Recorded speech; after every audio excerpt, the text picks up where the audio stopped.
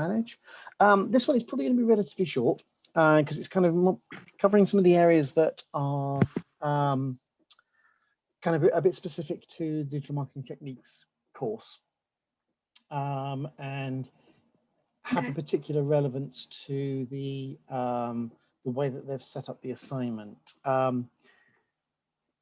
You'll probably, I mean, the DMT talks about this concept of environmental scanning and you know, looking ahead and looking around and so forth all the way through it. So really, what I wanted to do was kind of stress those areas and probably in the process give some hints and tips on the actual assignment itself. So I'm going to stop my video so we get maximum capabilities here. Anyway, so yeah, so the main thing to start off with is environmental scanning. Yeah, stolen from Google. Basically, the biggest issue that most organizations have when they're building their marketing plans is to try and understand almost kind of what the point of the plan is. A lot of companies kind of fail in their marketing activities. I mean, not necessarily the big fast-moving consumer goods companies and the major companies, because you know they've been doing it for so long and they kind of know what they're doing. It tends to be the smaller organizations where you know, marketing is something that they feel they need to do because everybody does marketing, but they're not really kind of sure what marketing brings to the table, and so it's not massively well resourced. It's the kind of environment where marketing is seen as the people who manage the website and arrange stress balls and printed T-shirts and maybe printing out a couple of brochures and stuff like this. And it's unfortunate. I mean, in the UK particularly, there's so many companies who kind of almost relegate their marketing to that area. I mean, obviously, you have obviously a fairly well-established marketing environment, do you, or do you feel it's? They've developed it, so I don't know if this is. I guess maybe I think it's quite, from what I've read, it's quite common with sort of like law firms or professional services where you have business development and you have marketing. Yeah. And sometimes they're kind of quite separate, or in other cases they're not. They're kind of you know, they're linked, and you might do a bit of both, and it kind of goes one to the other. So I'd say previously we didn't do maybe as much, but maybe that's because that wasn't the main focus. Whereas now it is. You know, we've had a big business development push, so everything's been reviewed and. I guess it gets referred to as business development, but it's marketing as well. Oh yeah, absolutely. I mean, many companies will have a kind of a sales and marketing department or sales and marketing director who then runs both sales and marketing. And in those circumstances, marketing is almost seen as a kind of an adjunct to the sales environment, which is perfectly valid. It's perfectly fine. If you're a very sales-led or a business development-led company, then that's a very valid place to put marketing. There's no disrespect to it being there. I think the aspect of this in terms of the environmental scanning that the CIM are looking for here is to mainly look at marketing as much more of a strategic environment to be in, where you're actually helping understand the business environment and help guide and navigate the business through that business environment. And this is, you know, absolutely right in the center of what the DMT course is all about, and arguably what a lot more of the strategic marketing, what the marketing managers and so forth should be about. It's not just you know, marketing assistants who, you know, produce social media, manage websites, and do brochures and stuff like that, and marketing managers who do more of that or manage the people who do it and stuff like this. Marketing managers in this respect are people who are looking at much more a strategic level and actually can be strategic influences on a company. So it's a really valid place to be. And a couple of weeks ago, we had this little diagram talking about the marketing plan, where we looked at market share and demand, customer satisfaction, and identifying improvements. And this is to an extent a lot of what environmental scanning is all about, um, because within here you're looking at, you know, what's going on in your industry, you're looking at what's going on within your organization, and also beyond that, as a kind of a meta to that, you end up with a lot of what's actually going on in the wider world, which may affect us. And I mean, if you look at, you know, way back in week one, if you can remember way back in week one, we talked about digital disruption, people like Uber and Airbnb and so on. If you're a hotel company, you know, your Airbnb, which is not strictly speaking in the hotel industry, though essentially is a massive disruptor, and it's a massive change to your overall environment. And if you're not aware of those things, then you can get problems. And I mean, Kodak is a major example of this. In that Kodak were actually the people who invented the digital camera in the first place. But because their business was predominantly around making and processing of film and of producing the chemicals and so forth, and the machines to go into the high street shops and the Boots and the little Snappy Snaps and all those kind of people, they felt, you know, digital cameras on a phone, you know, how does that affect us? That's not us. We're a picture company. We help people make brilliant, beautiful pictures. And, you know, obviously they have essentially crashed and are now essentially a rump of a company earning money from their licensing some of their patents. It's pretty much the only business they have now, because they didn't look at that wider picture and this wider area.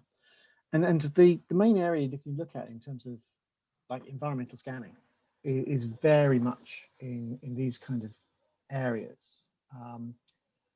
And the CIM don't explicitly talk about super macro. They talk about a macro and a micro environment, and a lot of people consider the macro to be kind of just the industry, just your direct competitors and what's going on in those.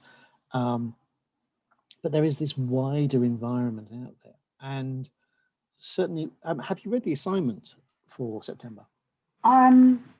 So I did read it a little while ago. Okay. And when I first started, but I haven't looked at it since because I've no, absolutely. Don't worry about it. I've been reading through loads and loads of the assignments over the last few weeks, so I kind of know it back to front. Because in the kind of first part, you know, the 1A, we now have 2 pages to write a 1A, and that gives us a lot of opportunity in there to make a kind of wider assessment of the overall organization. Whereas before, when you only had 1 page, it was kind of almost, you know, just the facts, man, you know, just essentially the Wikipedia, our company is this size, this many staff, these are the list of our main competitors, etc. These are the products and services we offer. You know, it was kind of very, very bland and flat and so forth. Now we have the opportunity to build and develop that into an environment where you can actually talk about, you know, doing some assessment of those competitors. So not just mainly listing them, actually assessing them to say, you know, in a kind of a Porter's 5 forces kind of way, you know, the threats from new entrants and established companies and, you know, buyer substitution and disintermediation and all of those kinds of things. Yeah, so you could look at those and say, so, you know, as an example within your environment, you know, IPR, you know, trademark registration, very, very simple, very basic kind of bread and butter vanilla kind of bit of what you do, I'm sure. You know, you can now go online and you can fill in the forms online and register trademarks. And, you know, you sort of think, well, why do I need a company to do that? And so your competitors aren't necessarily just other law firms who are offering those services, but they're also people just DIYing it. And, you know, that can be an interesting kind of way to look at it. So a kind of Porter's analysis can be put into, you know, task 1A very easily now because we have the space to really kind of discuss those opportunities and those risks and threats and so forth. And you know, in 1B, they're talking about you know, best practice. It's essentially to give 2 examples of 2 organizations doing really, you know, good stuff, good use of digital tools. I just Um, with that because I do remember seeing that with so when you for 1B would you just pick any company that you like that you think that they're doing well like or should you try and pick a company that maybe is similar to yours or what do um, you Interesting. It's very interesting because I actually usually advise people to look at maybe one of their competitors. So you have okay. one within your industry. So within yours, you may look at another law firm, not and how they're doing, great things with, video case studies or on demand webinars, that kind of stuff. They might be doing something along those lines. But then also to look outside of your industry and actually say, well, what is going on in the big bad world out there, which could be quite cool in our industry? Because the danger is if you just look at the people inside your industry, all you're doing is playing catch up. You're saying, oh, those people are great. Let's just run after them and follow them around. One of the key things we should be looking to do is to look outside of the industry and say, well, what's happening in the wider world? What is the next big thing? I can't imagine that TikTok is going to be major in legal circles, but they though it's interesting. Apparently, there's one fellow from Cambridge who's veterinary, and he does a lot of Instagram and TikTok stuff to kind of do this outreach. So it's really weird seeing this kind of professor guy wandering around Cambridge doing outreach through Instagram and TikTok to potential veterinary students of the future. So it's a little bit weird, but never mind. So yeah, you can look outside and go, well, these guys are doing some really cool stuff. What is it that we can actually do in that environment to learn from people whom we would not normally look at and we'd not actually consider to be competitors, and they're never competitors, but there's still things you can learn from them. And one of the things I've worked in marketing for way too long now. I spend so much time, just wandering around places and looking at what's going on in places and have so many ideas buzzing around. Is to say, how could you do these things better? How could you improve what you're doing?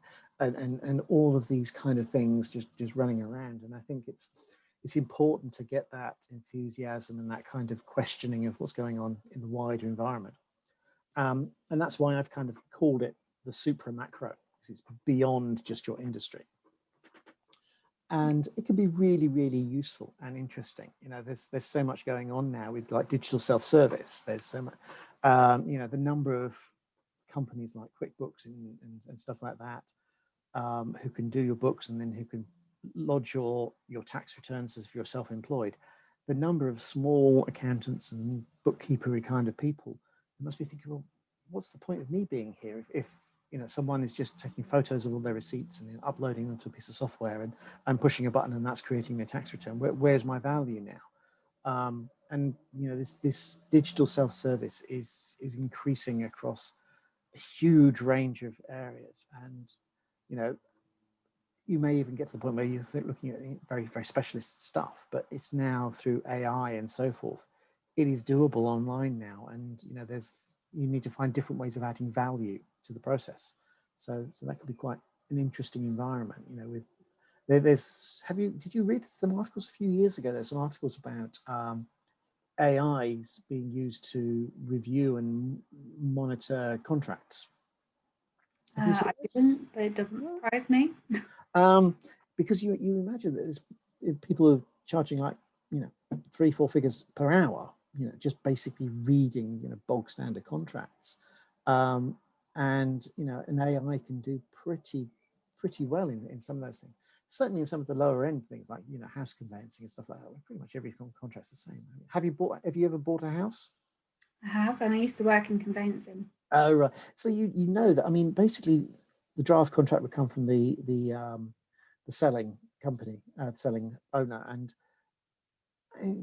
every single time I can't remember how many houses I've bought now. Every single time, the solicitor for the buyer will go back wanting the same changes being made, because they're trying it on for some, and you just wondering, well, if you know that they're going to say these things and you know they're going to ask you to take these things out, why do you bother putting them in the first place if you know that's going to be scrubbed? And it's just you know, insane. And AI could just bypass so much toing and froing and getting letters from a solicitor saying they've put this clause in there and I believe that we shouldn't have this clause in there. Are you happy for me to go back and get this clause removed? You know, well, you've done it yourself, I'm sure, and you know exactly what goes on in those circumstances. Why did they do that? Do you know why they do that? I can't remember. It's been so many years since I worked No, absolutely. in that area that yeah. It does, you know, it always happens, doesn't it? Anyway, so this is all about self-service, AI, disintermediation, all these things, and this is wider area. And you know, you're not necessarily going to get some massive, you know, unique insights, but it may help you understand, you know, what's happening in the further future compared to what's happening next quarter or next month or whatever, 2 or 3 years in advance. And it gives you an opportunity to do that leaping ahead past your competitors, because if you just focus on the macro, which is what the CIM call it, where you're looking at your industry and your customer base and so forth, it can just involve you just going, well, you know, X company is doing this and they're better than us, so we'll do that as well. You know, and you're not demonstrating your added value compared to them. All you're doing is catching up, and you're not giving anybody any incentive to switch to you, because you're now, oh, we're just as good as those guys. Yeah, well, I know those guys, and so I'm going to carry on with those guys, because why would I need to switch to you if you're exactly the same as them? There's no value for me switching. So there's some interesting things to think about in that area. And, you know, the changing profile of customers, the changing way that customers are working, and, you know, the different types of customer. And again, we talked about, I think it was last week, we talked about this non-customers. You know, how do we identify what's going on with our non-customers? It's a huge issue. And within this macro environmental scanning, you can actually understand, excuse me, what there's going on within those non-customers as well, because you're seeing trends, you're getting insights into what's going on in those areas. And that can be a major benefit and so forth. So there's a lot of stuff you can talk about in that area. And this is why, you know, within the 1B section where you're looking at best practice, I always say, you know, go for one inside your industry and one outside your industry, because it gives you that kind of, you know, 6 miles there and that wider environmental looking. And the other part of this is the micro, when you're actually looking at inside your company. And this is actually kind of almost looking at the dashboard on your own company and seeing how well your company is doing. And this really links into this macro area, because it's sort of saying, well, you know, we aren't tracking our leads through our CRM system. We aren't able to attribute clients to particular marketing activities. We're not able to identify where we're losing customers, where they're leaking out of the customer journey, where we are failing to address them, and so forth. So this is where you're looking very much internally, and this is very much what's happening in that 1C section where you're looking at your stuff. And there's a very interesting thing within the assignment, which is then talking about in particular areas such as the customer journey and multi-channel and omni-channel marketing, because in the second task, there's this section about multi-channel and omni-channel marketing, where you're bringing in all of these different things together. So you're looking at bringing in, you know, your SEO and your pay-per-click into the top, and you've got your social media, and you've got paid and promoted social media, and you've got newsletters, you've got webinars, you've got, you know, all of these case studies and all these things going on, and trying to work out how they all fit together and are managed together is absolutely crucial. And it's very interesting the way that they've actually put this section into task 2, which is about this multi-channel, omni-channel activity. And so many people who've done drafts the last time have just completely and utterly forgotten. They almost kind of do task 2. Oh, great, fantastic, done task 2. I've got a persona, and I've got my customer journey, and I've put a few words in about multi-channel, omni-channel marketing. Hey, wow, now in task 3, I'm creating a marketing plan. And they've completely forgotten the fact that they've actually talked about multi-channel, omni-channel, and there's kind of a reason why the CIM have put it in there, because it's fairly obvious that when you're talking about your marketing plan and your marketing mix and you're monitoring and controlling your plan, when you're talking about in task 3, you know, it's this big flashing neon thing in task 2 saying multi-channel marketing, multi-channel marketing. Everyone's ignored it. It's it's quite extraordinary how everyone seems to have ignored it.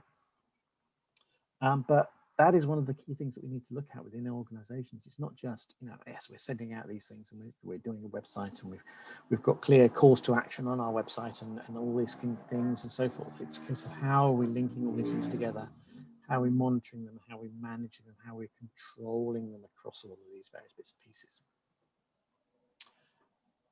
And what this does is this generates essentially a gap analysis.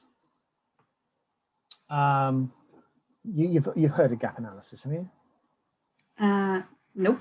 Okay, no. Okay, gap analysis is pretty much what it says on the tin. What you're looking at here is really, you're identifying the best practice from inside your industry and outside your industry. What are people doing which is really good? What are people doing that, you know, could really help us, can benefit what we're doing, can really take us to the next level in our marketing? And then you're looking at the micro level, what we're doing. You know, how well are we doing these things? How are we linking all these things together? How are we managing all of these processes and stuff like this? And essentially those two pieces, 1B and 1C, will generate this gap to say, you know, the best companies are doing this integrated marketing. They're doing remarketing and retargeting of leads. They're doing, you know, all of these targeted Facebook materials, highly personalized LinkedIn campaigns, blah, blah, blah, blah, blah, all these things. And what are we doing? Yeah, we've got a social media, we've got a Facebook page, which we update when we remember, and we do occasionally bits of Twitter, and we've got a website, and yeah. And I'm not, and that's no disrespect to you particularly, but that's what a lot of companies kind of face at this point in time. And I said, well, okay, where are we now? Where can we be? There's a gap.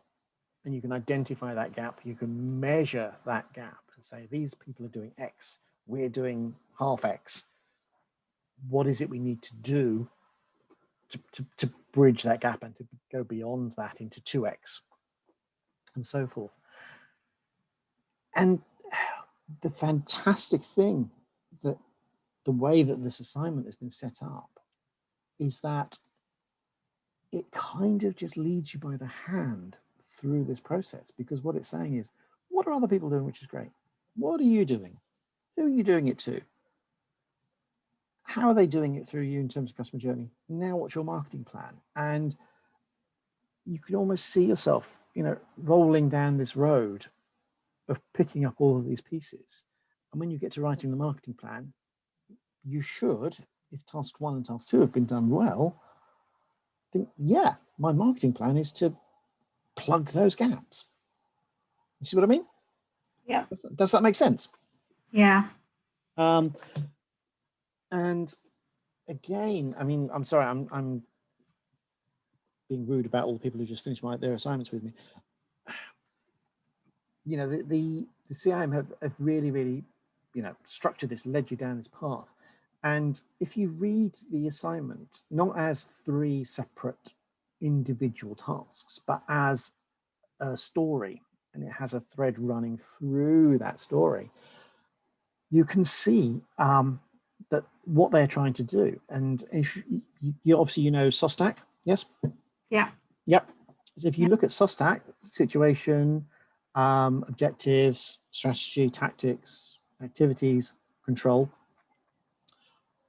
task 1 and task 2 are almost entirely about analyzing the situation that you're in, scanning that environment, looking at what's going on, working out what you need to be doing and who you need to be doing it to, you know, within the persona and the customer journey, because that's part of the overall situation, just understanding all the parts of the Lego model that you're building and working out how to plug them all together. It's all part of this tasks 1 and tasks 2. And then they put this task 2C in there, and everyone goes, oh, why have they done that? It doesn't really fit with all the rest of it. And that's clearly kind of flashing neon sign, as I said before, about, hey guys, do this in a multi-channel way, do this as an omni-channel way.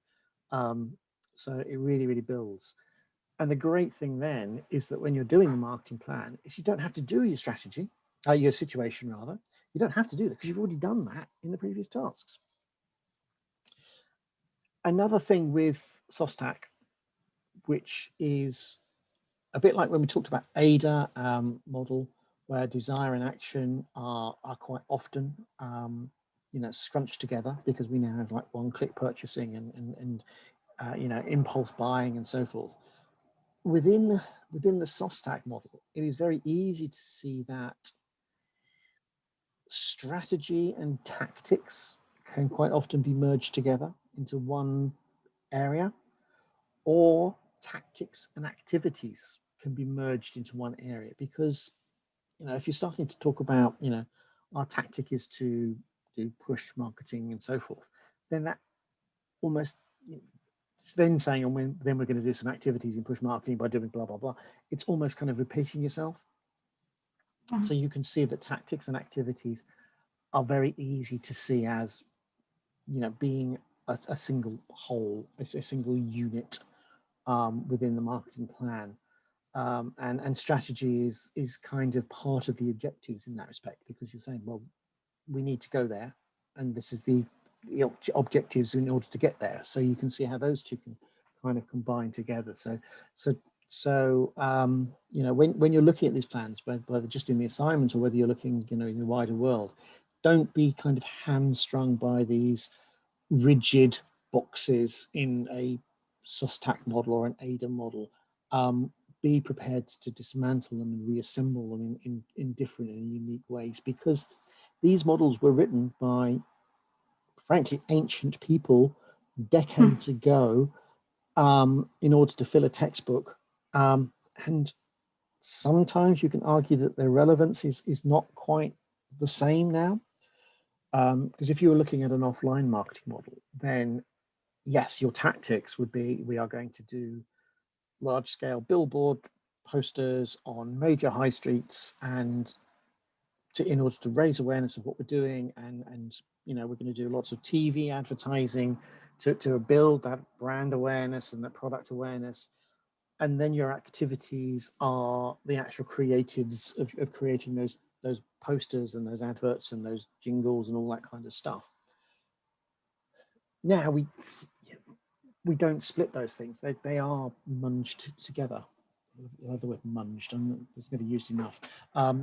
Squashed together into a thing, because essentially the tools are, the tactics and the activities are all part of the same toolkit now, whereas before they were very, very different toolkits, and you had different people doing different parts of that toolkit, and it made sense to have SOSTAC as being all of these different stages, each which interspersed probably with a large number of meetings down the pub and a large number of gin and tonics.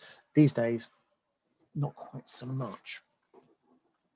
But anyway, so what we're saying here, looking at those things, identifying your capabilities, identifying the gaps, and those gaps will absolutely drive your plan for what you're going to do, because it makes it clear. And I always say, if people do a great task one, then the rest of it is so much easier for them. It is so much easier to pull the information out and have that narrative thread running through it to get the rest of it going.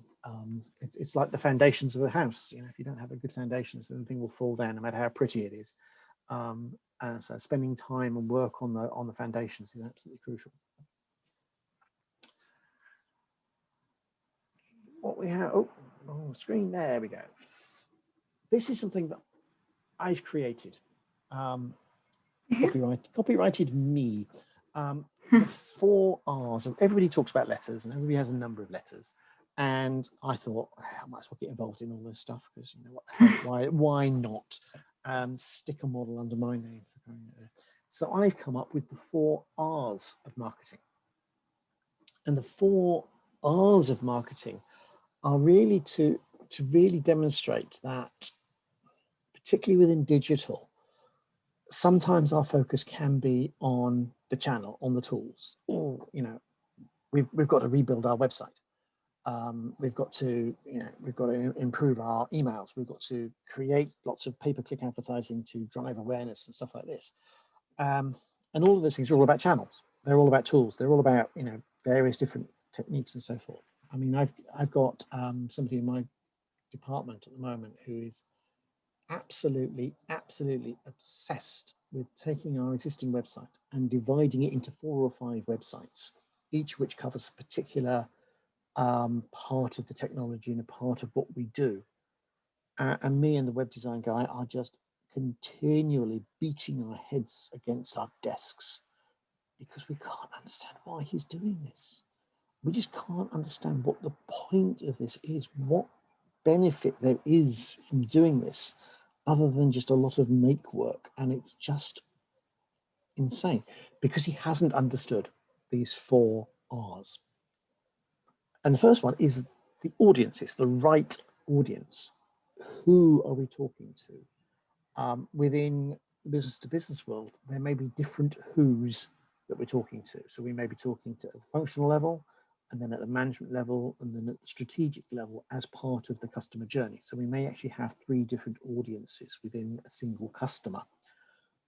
But we need to understand what that audience is. And this is the whole point of the CIM asking for personas.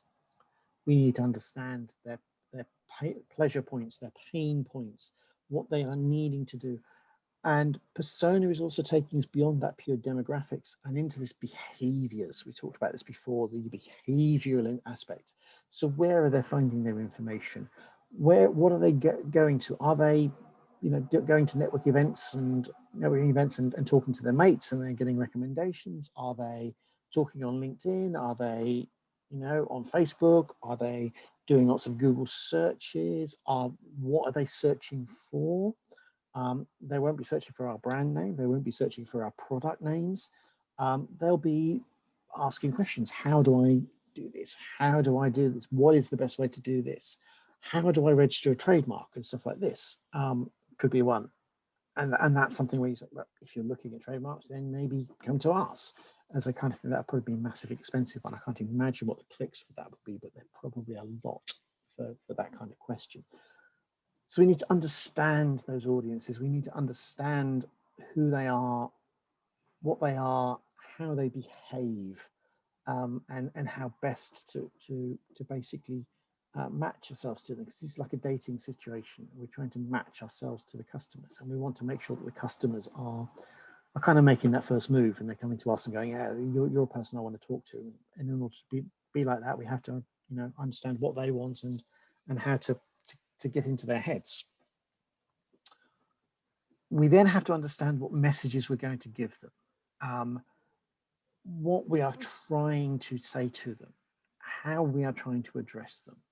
And again, this comes directly from the audience that flows through this in this narrative way. So we need to speak their language. We need to understand what they're going to be asking, what they're going to be saying.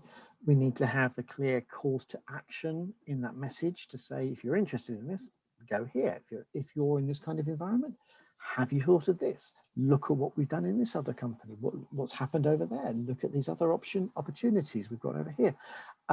We need to be able to talk to them in a way that they understand, which addresses them. So this is why there's the right message in there and the right calls to action coming to that as well. And these calls to action will be important later. We then look at the right time. And we don't mean time as in emails sent at 9:30 in the morning are more likely to be read than at 2 o'clock in the afternoon, or whatever it happens to be, or vice versa. What we're looking at here is time in terms of the stage in that customer journey, where we're talking about whether they're looking at, just doing some broad research, whether they're looking at some more detailed stuff, whether they've gone into from the aware to the interested stage, and they're now really kind of doing some quite detailed comparisons of us versus somebody else. Which one should I go for? The shortlisting kind of activities. Then you've got the desire one. Come and speak to me. Get someone to talk to me. Get someone to give me a proposal, whatever it happens to be. And then the action element, which for you particularly is kind of offline with the business development team and so forth. But that's fine. Other people will have that as a part of it. So we're looking at the time here being time in the journey. What part of the journey are they on? What part of that yellow brick road have we got them down to? And so therefore we'll be needing to address different things to them in different ways, some by push, some by pull marketing, some by a combination, some by remarketing, retargeting, because they're already in there and we want to kind of reel them in and get them closer to us, get them closer into the net and so forth. Mixing metaphors there because you don't use nets and reeling in at the same time, but you know what I mean.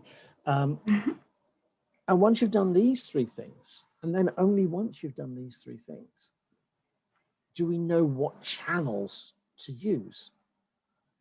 This is the last point where we start. Okay, in order to do that, we need to send emails. We need to manage our adverts. We need to create a good website. We need to create some videos. We need to, whatever it happens to be, that is the last thing on your mind, because unless you've answered the questions of the first three R's first, then you won't get the right R in the fourth one, in the channel. You won't get the tactics and the activities right because you're asking the wrong question, or you're answering the wrong question, and you're speaking to the wrong people, and you're giving them the wrong information at the wrong times. You're giving it to them out of order.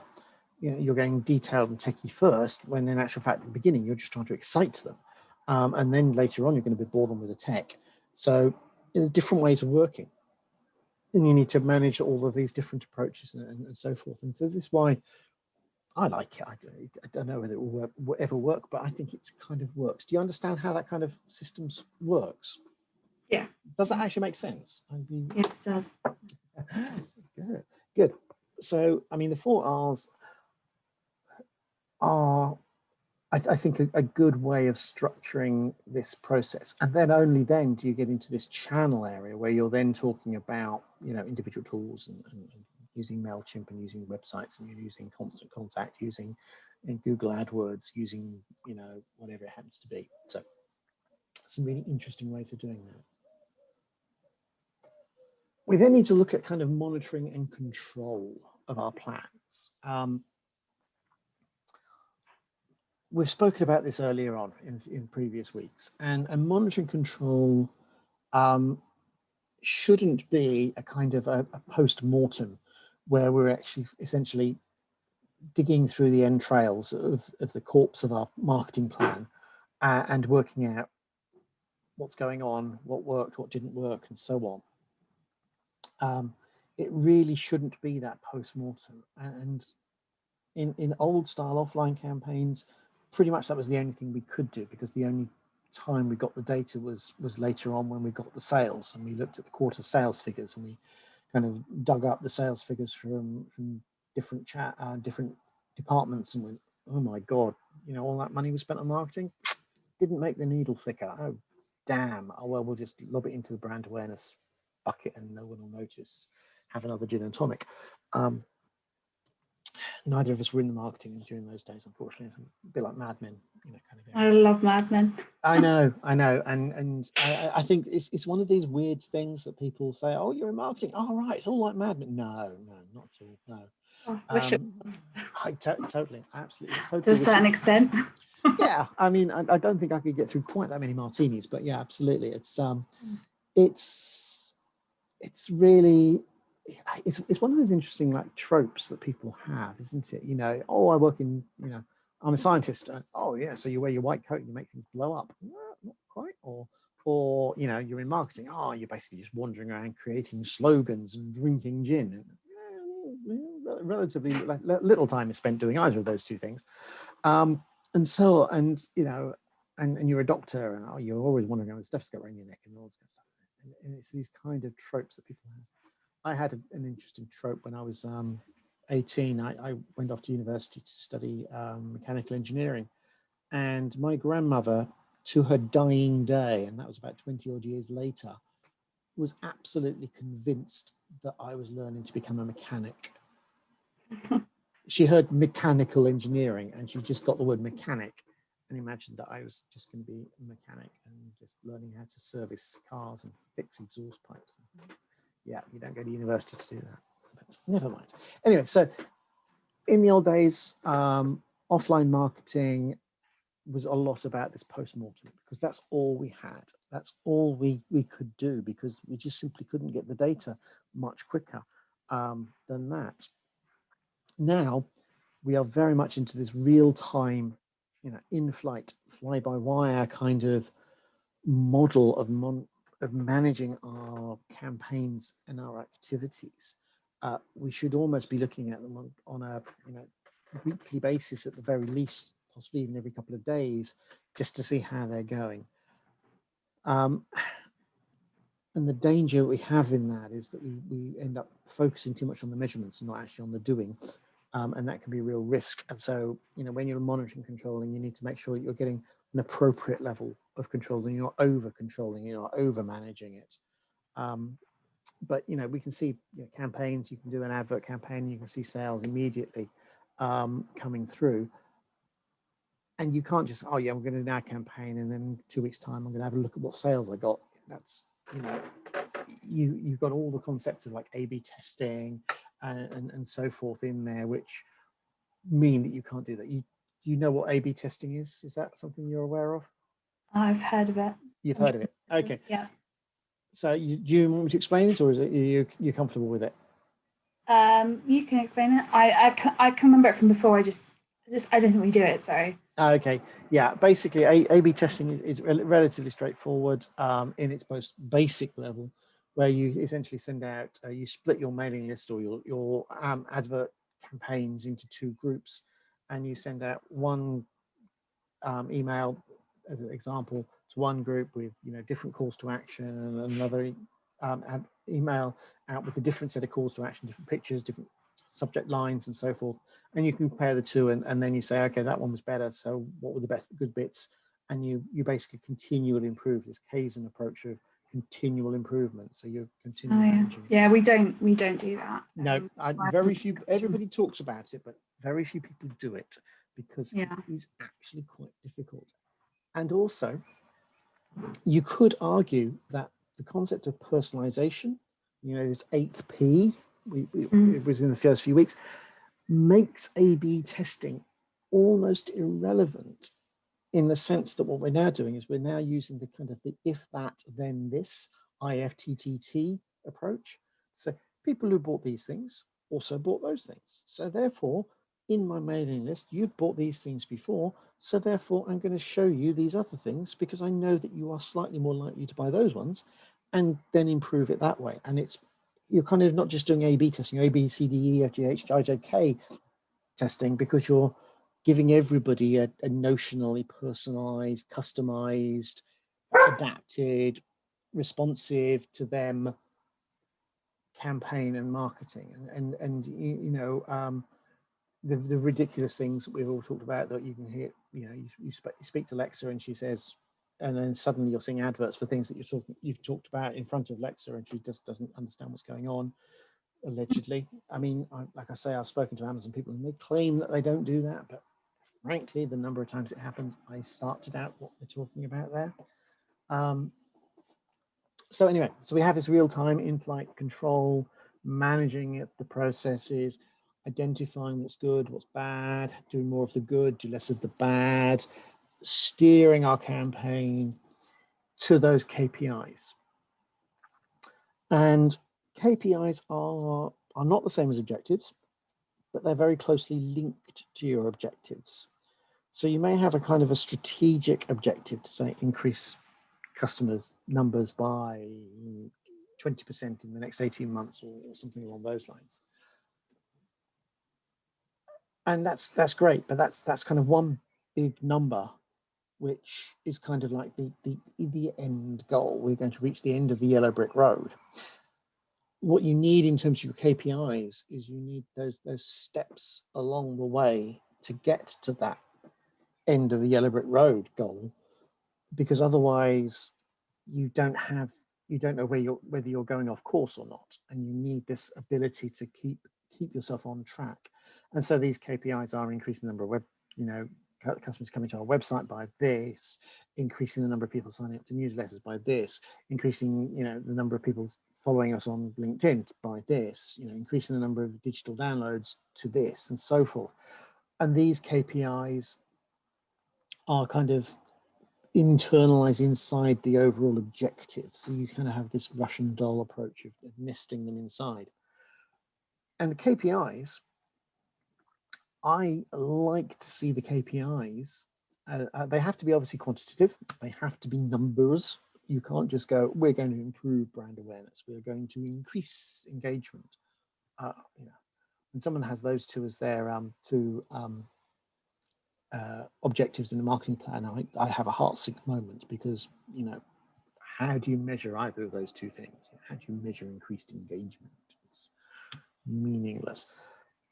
So they need to be quantitative, and they need to be able to measure the health of the plan and your activities. So you can actually kind of essentially take the temperature of your plan, your activities, and gauge whether it's doing well, whether it's not doing well, whether we need to change what we're doing and how we're doing it. So the course of treatment is adapted to what's going on. If you don't mind asking, so for example, like with, well, it's common, isn't it, in like professional services, it can take a very, very long time to get, Yeah. you know, get a client. It could be anything from, you know, it could take up to like 5 years. Yeah, it's just, absolutely. You know, it's a lot of work involved in getting new clients. So if you had just say you had your objective that you were going to get a client within like a couple of years, or an X many clients, because over a course of say 2 years, that's how many clients you would normally get, and you may want to increase it. Yep. How would you set your KPIs then? Because it is a longer period. Would it make it easier? How would you do that? Because as I said, it's quite difficult even to try and say, well, we got this client. I mean, sometimes it happens. Sometimes, you know, you'll write a blog or something, and somebody will get in contact and say, well, really interested in that. And then that would start that process. So, you know, that's the initial point where they first saw you, for instance. Indeed. I mean, the situation, certainly in things like professional services and these long considered purchase, I'm going to call it a purchase, but it's not really a purchase, but the considered purchase activities is, you know, is those micro engagements through the process. So, you know, attending an on-demand webinar, or coming to a live event, coming to a physical event, maybe, you know, if we ever get around to doing physical events ever again, you know, downloading, you know, videos or case studies or white papers or stuff like these. These are things which are indicative that they are still engaged and are still interested and are still considering and are still within the funnel. They may be, the funnel may be very slow and sluggish, but they're still there. You know, they're following on LinkedIn. They're you know, signed up to your monthly newsletter or whatever it is. So you're still continually giving that little trickle of engagement with them. And then, yes, in 3 or 4 years' time, you know, finally got a contract. Yeah, actually, you know, those guys, they came to this event like 2.5 years ago, and you know, we entered their details into our CRM system, and we've been monitoring them ever since. So, you know, those are the kind of things that we do, and it's all of these little things. I mean, I know that Brand Recruitment, which was a recruitment company in Cambridge, just before lockdown, actually invited a large number of people like me to a drink session in a local pub, and there was no reason for them to do that, really, apart from the fact that there might be 2 different kinds of business they might get out of me. One, I might be somebody that they could place in the future, and I might be someone who might need to hire people in the future. And just keeping the engagement at that very, very low level, keeping them on simmer all of the time is important at that point, you know. So they don't feel ignored, but they don't feel as if they're being stalked or whatever. It's a very fine line to go through. Yeah. Okay. So yeah, I mean, they're measuring those. I like to see the KPIs indicative of the transitions between the stages of the journey. So moving from unaware to aware, from aware to interested, from interested to desiring some form of action. They can be really good points to ram the thermometer to actually identify the temperature of a plan and identify the effectiveness of the plan. But the important thing here is that they actually are determine what tools to use, rather than the other way around. Again, it comes to this choosing the channel as the last possible thing. What you need to do is to identify what is a good KPI for my plan. What is a good way of measuring the health of this plan? Great, that is a good measurement. Now, how do I measure it? What tool do I use to measure it? And you need to have it in that order for that very reason, because otherwise you just end up doing a rubbish assignment, which basically says, yes, we will use Google Analytics to track the users going through our website. We will use Constant Contact to measure the number of people you're opening and clicking on emails. All you're giving me is a shopping list there. You're not actually explaining why these KPIs are relevant to your plan and to your objectives. You're just telling me that you'll be, on Google Analytics dashboard and so forth. And that's not really monitoring and controlling. That's just reporting. And it's very interesting that the way the CIM have gone for this monitoring and control words rather than reporting. And there's an absolute reason for that. And you need to understand that they don't do that by accident. They never put a word in there by accident in that respect. Well, occasionally they have done, because sometimes they've been really confusing, but this time around they haven't done that. They haven't put any confusing words in. It's very clear what they're talking about there. The other thing that they've talked about is omnichannel and multi-channel. And we've talked about omnichannel and multi-channel and how all of these things fit together and how they kind of shepherd people through the sales funnel, through the customer journey, how we use different tools at different times in that journey, how we nurture and manage them, how we use different tools to reduce leakage and reduce friction in the journey and so forth. And absolutely within the business to business world, this is absolutely crucial. In the business to consumer world, maybe it's kind of less, because it's all snappy, it's all kind of immediate, it's all in impulse and stuff like that. Wish don't have to worry about attribution and stuff like this and how to link all of their activity systems together. They simply say, we did a bunch of adverts on Facebook and we got this many sales from them. It's that basic for those guys. They have a very, very basic and very straightforward system. We sent out emails to existing customers with these things on them and they bought X. It's really, really kind of just straightforward stuff. For business to business, where we have multiple gatekeepers within that customer journey, multiple organs. So we have the technical, the management, and the director levels within each of those is a gatekeeper, preventing people getting up to the next one up the chain. How do we manage that? How do we do this attribution? How do we identify these linkages between activities and an eventual goal? And to be honest, we can't really do it as well as all of these tools claim that we can do it. All of these tools, will tell you about conversion rate and stuff like this, and tracking users through websites and stuff like this. A lot of that is still a bit black arty. No one really, it's very, very, very difficult to link 2-3 years ago a on-demand webinar that somebody attended and then a physical event they had attended 18 months ago to a contract sale. Can you absolutely hand on heart say, without those two stages and a lot of other intermediary stages, they would not have become a customer? No, so it's really like almost impossible, really. It is. It is absolutely. And one of the key things that you can do is identify these weaknesses, recognizing these weaknesses, even within the assignments. Hey, it is very hard. The sales process can extend across 3 to 4 years and encompass 50 or 60 different individual touch points with that customer before they become a client. Therefore, attribution is hard. Therefore, tracking is incredibly hard because it is very difficult to identify which was the key element to producing that customer, or whether they all individually contributed 2% to the deal, You know, which ones generated 10% and which generated 0.1%. It's hard to do. It's really hard to do. Recognizing that, identifying that, and explaining to the CIM, this is why it is difficult.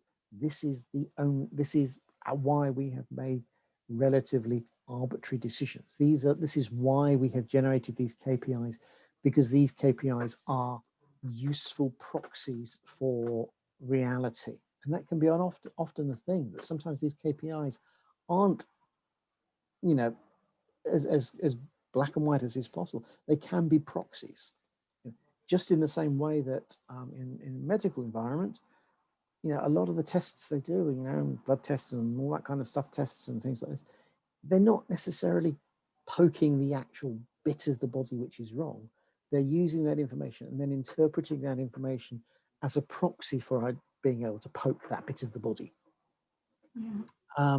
And again, business to business world is absolutely key in this area, because it is so very, very different and very hard to do. Yeah.